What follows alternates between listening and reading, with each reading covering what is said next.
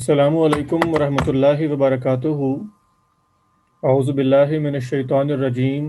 बिस्मिल्लाहिर रहमानिर रहीम। हम अपनी आज की क्लास का आगाज़ करते हैं और मामूल के मुताबिक हम पहले आज सूरह फातिहा की तिलावत करेंगे, उसका कुछ हिस्सा सीखेंगे और इसके बाद हम अपनी क्लास के अगले हिस्से की तरफ आएंगे।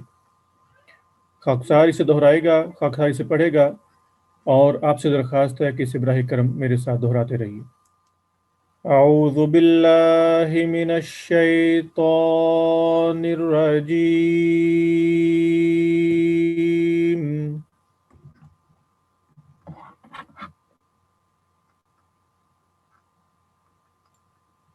بسم الله الرحمن الرحيم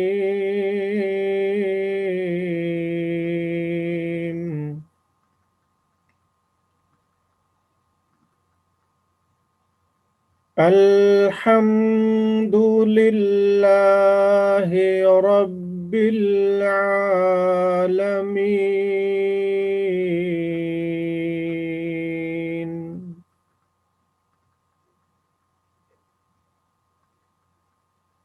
الرحمن الرحيم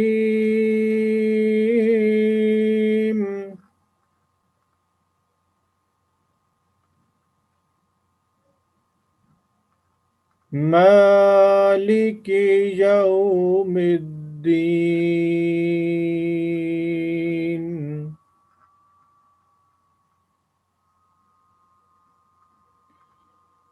खाकसार यहाँ आपको आज एक और कायदा नया बताना चाहता है कि पिछली कई क्लासों से हम ये पढ़ रहे हैं कि हरूफ मद्दा क्या होते हैं, उन्हें कब और कैसे लंबा किया जाता है। हमने ये पढ़ा हुआ है कि जब भी ज़बर के बाद अलिफ आए, जैसे ये इया का ये लफ्ज़ है, ये आपके सामने है, इस लफ्ज़ को देखिए कि ये के ऊपर ज़बर है और उसके बाद अलिफ है। तो जब भी ज़बर के बाद अलिफ आएगा तो हम उसे लंबा करेंगे।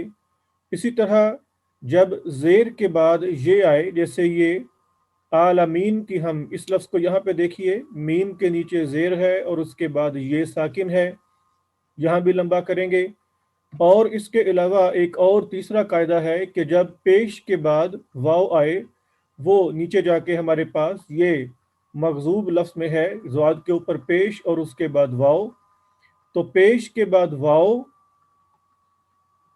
ज़बर के बाद अलिफ और ज़ेर के बाद ये, जब ये तीन हों तो फिर यहाँ पे हरफ मद को, इसको कुछ थोड़ा सा लंबा किया जाता है। लेकिन एक और कायदा ये है कि जहाँ हरफ मद के फ़ौरन बाद अगला हर्फ भी साकिन हो रहा हो, हरफ मद के फ़ौरन बाद अगला हर्फ भी साकिन हो रहा हो, यानी रुक रहा हो, उस पर वक्फ की अलामत हो, उस पर जज़म की अलामत हो, तो वहाँ फिर हरफ मद को बड़ी मद के बराबर लंबा किया जाता है। मसलन मैं आपको यहाँ पर समझाता हूँ। ये देखिए, बिस्मिल्लाहिर्रहमानिर्रहीम। अब ये निर्रहीम का लफ्ज़ देखिए, इसमें ये है के नीचे ज़ेर और आगे ये इतना हिस्सा हरफ मद बन रहा है। इसके बाद आने वाली मीम पर ज़ेर है, लेकिन जब हम पढ़ते हुए यहाँ रुकेंगे तो हमने मीम की ज़ेर को ख़त्म कर दिया और हीमी की बजाय हीम पढ़ा। हमने मीम की ज़ेर को ख़त्म कर दिया और उसके ऊपर जज़म की अलामत दे दी, सुकून की अलामत दे दी। तो गोया ये ज़ेर के बाद, यानी इस है की ज़ेर के बाद दो जज़म इकट्ठी हो गई हैं। एक जज़म ये वाली और दूसरी जज़म लिखी नहीं है लेकिन पढ़ने में है मीम वाली। तो जब ये दो जज़में इकट्ठी हो जाएं तो ये जो ज़ेर है ये ऑटोमेटिकली बड़ी मद के बराबर लंबी हो जाएगी। ये आपको समझना चाहिए। यानी आसान अल्फाज में ये है कि हरफ मद का कायदा जब भी इस्तेमाल होगा, उस कायदे के बाद जब भी अगला हर्फ पढ़ने में या लिखने में साकिन होगा तो حرف مد کو بڑی مد کے برابر لمبا کریں گے، یعنی اس کو پھر 5 نقطوں کے برابر لمبا کریں گے، 5 حروف کے برابر اس کو لمبا کریں گے۔ تو اسی لیے ہم نے یہ نررحیم کو نررحیم کی بجائے حیم یوں لمبا کر کے اس کو حرف مد کے ہم نے بڑی مد کے برابر لمبا کیا تھا۔ اسی طرح الحمدللہ رب العالمین میں بھی ہم نے عالمین کی بجائے مین، یعنی اس کو ہم نے 5 حروف کے برابر 5 نقطوں کے برابر ہم نے اس کو لمبا کیا تھا، بڑی مد کے برابر۔ تو آئندہ بھی یہ صورتحال جہاں بھی پیدا ہوگی وہاں اس کو بڑی مد کے برابر ہی لمبا کیا جائے گا۔ تو خاکسار آگے پڑھتا ہے اور درخواست ہے آپ سے کہ اس کو میرے ساتھ دہرائیے۔ خاکسار یہ الرحمن سے انشاءاللہ ابھی پڑھنا شروع کرے گا۔ الرحمن الرحیم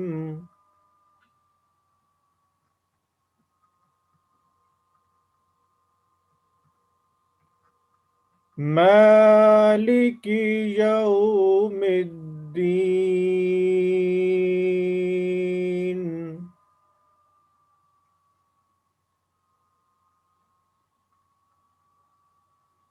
یہاں پر بھی یوم الدین پر بھی یہ حیم پر بھی وہی صورتحال تھی کہ حرف مد کے بعد ایک اور نون ساکن یعنی ایک اور حرف ساکن اکٹھا ہو گیا تھا، اس لیے ہم نے اس کو بڑی مد کے برابر لمبا کیا۔ اگلی آیت میں دیکھیے، پھر نستعین کا لفظ ہے، نستعین میں آئین کے نیچے زیر ہے، پھر ایک یہ تو ساکن ہے، نون پھر ساکن ہو جائے گا رکنے کی وجہ سے، تو یہاں بھی ہم اسے بڑی مد کے برابر لمبا کریں گے۔ إياك نعبد وإياك نستعين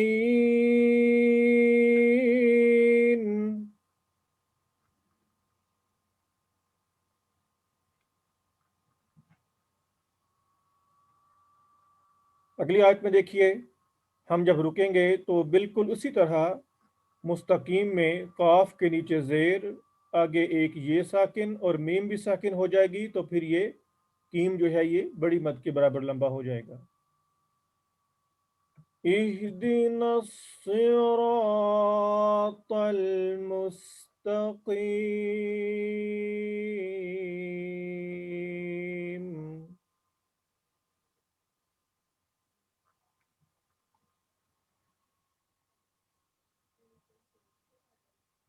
صراط الذين أنعمت عليهم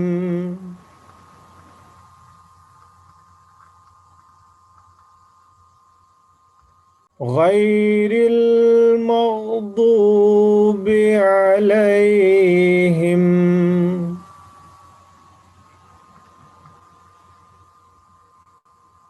اب اگلا لفظ کو دیکھیے، یہ والا ضالین جو لفظ ہے، ضاد کے اوپر بڑی مد ہے، یہ لمبا ہوگا، اور لین کے اوپر خود بخود بڑی مد آ جائے گی، کیونکہ جیسے میں نے آپ کو سمجھایا ہے کہ لین میں دیکھیں لام کے نیچے زیر، اس کے بعد پھر یہ ایک ساکن اور نون بھی ساکن ہوگا، نون کی زبر ختم ہو جائے گی جب ہم اس کو پڑھتے یہاں پر وقف کریں گے، رکیں گے، تو یہاں پر لام پر بھی بڑی مد آ جائے گی۔ تو یہاں پر 2 بڑی مدیں اکٹھی ہیں، ایک بڑی مد ہے ضاد کی، ایک بڑی مد ہے اس لی کی، تو ضا اور لی یہ 2 بڑی مدیں اکٹھی ہو جائیں گی، اور ہم نے ان دونوں مدوں کو پڑھنا ہے۔ اور اس میں ایک بات کا یہ خاص طور پر خیال رکھنا ہے کہ جب ہی ہم اس ضا کی مد کے بعد لام کی مد کو پڑھیں گے تو چونکہ اس لام کے اوپر شد بھی ہے، یہ دیکھیں میں نے ہائی لائٹ کیا ہے، لام کے اوپر ایک شد بھی ہے، تو اس کی وجہ سے لام کی شد کو پڑھتے ہوئے ضا کی بڑی مد کو پڑھتے ہوئے لام کی شد کے ساتھ زور سے ملائیں گے بھی، تو ضالین، تو یہ جیسے جب شد آتی ہے تو پچھلے حرف کو اگلے حرف سے زور سے ملاتے ہیں، تو اس کو ملائیں گے بھی اور اس کو لام کے لمبا بھی کریں گے. وَلَا الضَّالِّينَ.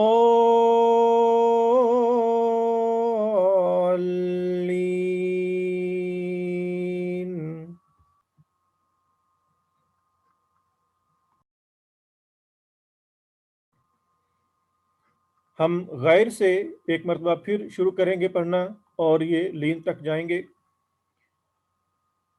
غیر المغضوب علیہم ولا الضالین.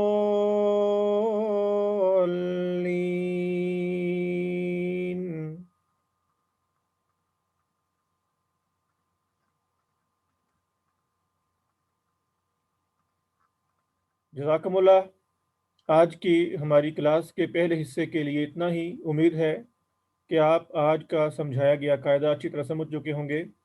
اگر آپ کو آج کا قاعدہ سمجھنے میں کوئی مشکل کا سامنا ہو، کسی مشکل کا سامنا ہو، کوئی بات سمجھ نہ لگی ہو، تو آپ سے درخواست ہے کہ براہ کرم آپ خاکسار سے اس کے بعد ضرور رابطہ کر لیجئے، یا اسی کلاس کو اگر آپ 2-3 مرتبہ سماعت فرمائیں گے تو آپ کو اس قاعدے کی اچھی طرح سمجھ لگ جائے گی، اور اس کے بعد آپ نے اس کی پریکٹس تو پھر ظاہری طور پہ خود ہی گھر میں کرنی ہے.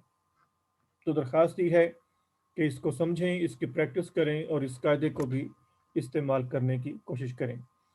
ابھی ہم اپنی کلاس کے اگلے حصے کی طرف جاتے ہیں، اور ہماری کلاس کا اگلا حصہ سورہ البقرہ کے اگلی حصے کی اس کی اگلی آیت کی طرف ہے.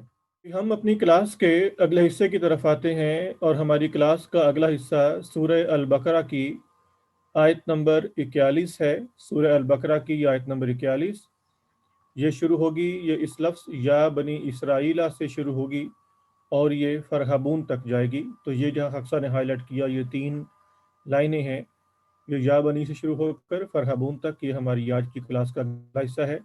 تو درخواست ہے کہ ہمارے ساتھ چلیے اور اس حصے کو بھی، یعنی آیت کے اس حصے کو غور سے دیکھتے رہیے، تاکہ ہم اس کے بعد اس کا ترجمہ پڑھیں گے اور اس کو پڑھنے کے دوران اگلے قواعد کو سامنے رکھیں گے، تو جو ہم نے آج بھی سیکھے ہیں ان کو بھی، پہلے قواعد کو بھی، تاکہ آپ کو ان کے متعلق تفصیل سے علم ہو جائے. یا بنی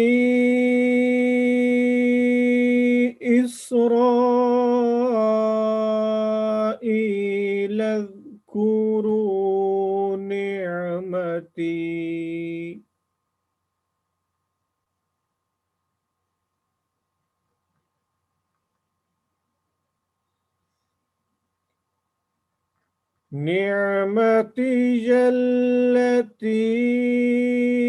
التي أنعمت عليكم وأوفوا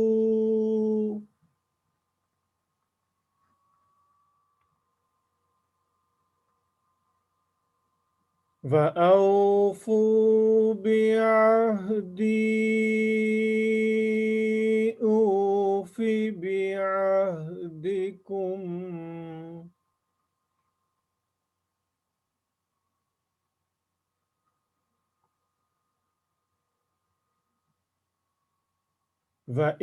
وإياي فارهبون.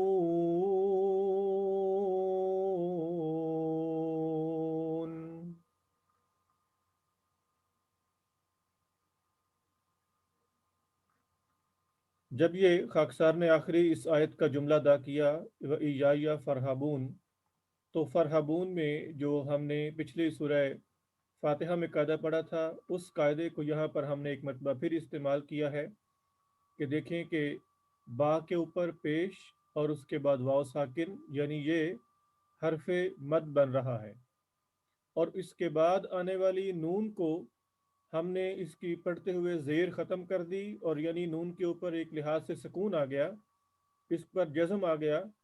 تو پھر پیش کے بعد 2 جزمیں اکٹھی ہو گئیں، ایک جزم واو کی، دوسری جزم نون کی.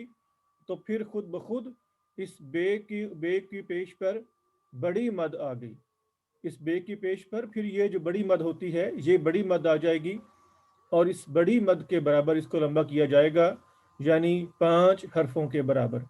تو اس لیے اس کو इस कायदे को ज़हन में रखें कि जब भी हरफ मद के बाद दो जज़म आ जाएं, हरफ मद यहाँ पर क्या है, पेश, यानी जब भी ज़बर ज़ेर या पेश के बाद, यूँ समझें ज़बर ज़ेर या पेश के बाद दो जज़में आ जाएं, जैसे ये पेश है, इसके बाद एक जज़म ये वाव की, दूसरी जज़म नून की, जो कि लिखी नहीं हुई लेकिन पढ़ी जा रही है, तो फिर इस जज़म को, इस ज़ेर ज़बर या पेश को बड़ी मद के बराबर लंबा किया जाता है। तो ये कायदा है जो कि उम्मीद है कि आसान कायदा है, आप सबको समझ लग चुका होगा। इस आयत का तर्जुमा ये है, अल्लाह ताला फरमाता है, या बनी इसराइल, ए बनी इसराइल, उज़कुरू नेमती, तुम मेरी नेमत को याद करो, अल्लती अनअमतु अलैकुम, जो मैंने तुम पर की, व औफू बिअहदी, और मेरे वादे को पूरा करो, ऊफी बिअहदिकुम, तो मैं तुम्हारे वादे को पूरा करूंगा। अल्लाह ताला ने फरमाया कि ए बनी इसराइल, मेरी नेमत को याद करो जो तुम पर मैंने की, और मेरी उस नेमत को याद करने के बाद अपने वादे को पूरा करो। अब बनी इसराइल पर जो अल्लाह ताला ने नेमत की थी, वो कुरान करीम में और कई जगह पर भी बयान है कि सबसे बड़ी नेमत हमेशा किसी भी कौम पर अल्लाह ताला के नबी का नज़ूल हुआ करता है।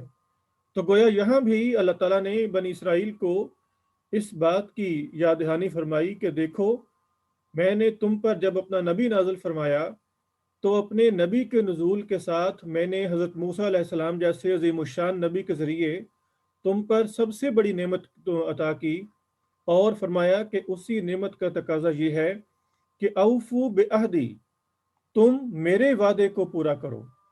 वादे को पूरा करने से मुराद क्या है कि जो तुमने उस नबी की शरीयत पर अमल करने का मुझसे वादा किया था, तुम जब अपने उस वादे को पूरा करोगे, यानी मूसवी शरीयत पर अमल करने की कोशिश करोगे, तो ऊफी बिअहदिकुम, फिर मैं अपने वादे को पूरा करूंगा। और अल्लाह ताला का वादा पूरा करने क्या है कि जब कोई शख्स नबी की शरीयत पर अमल करे, तो अल्लाह ताला उसको अजर से नवाजता है, और अल्लाह ताला उसकी मुश्किलात को दूर करता है और अपने फजलों का वारिस उसे बनाता है।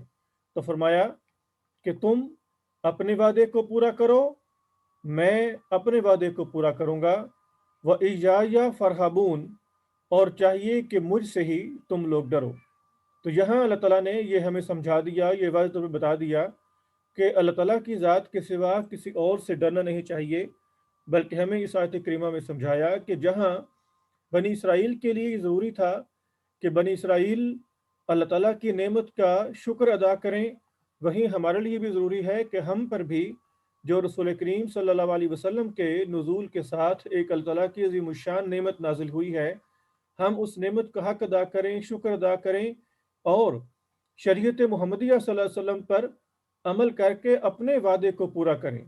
जो हमने वादा किया था अल्लाह ताला से कि ऐ खुदा, हम तेरे नबी को मानकर इस नबी की शरीयत पर अमल करेंगे, हम जब उस वादे को पूरा करेंगे तो फिर खुदा ताला भी अपने वादे को पूरा करेगा, और उसका वादा यह है कि वो शरीयत पर अमल करने वालों को अजर देता है, उनको अपने फजलों से नवाजता है। और वह इयाया फरहबून, और हमें शरीयत मुहम्मदिया वसल्लम पर अमल करते हुए कभी अल्लाह ताला के सिवा किसी और से नहीं डरना चाहिए। बाज़ लोग ये सोचते हैं या कहते हैं कि अगर हमने लोगों के सामने नमाज पढ़ी, या हमने उनके सामने अपने इस्लाम का इजहार किया, तो गोया दुनिया हमें बुरा भला कहेगी, दो लोग हमें क्या कहेंगे।